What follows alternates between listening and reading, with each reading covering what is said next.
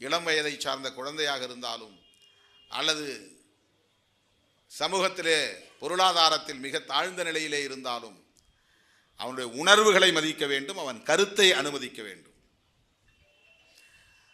மாற்றாரின் உணர்வுகளை மதிப்பதும் கருத்தை அனுமதிப்பதும் தான் ஜனநாயகம்.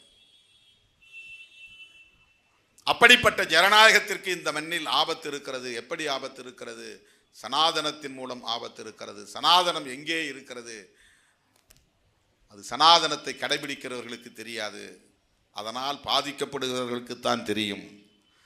தனி வாழிடத்திலே அக்ரஹாரத்தில் இருப்பவனுக்கு தெரியாது, சேரியிலே இருப்பவனுக்குத்தான் தெரியும்.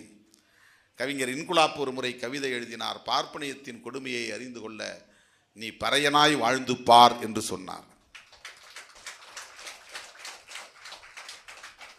பார்ப்பனராகவே இருந்து கொண்டு பார்ப்பனியத்தை புரிந்து கொள்ள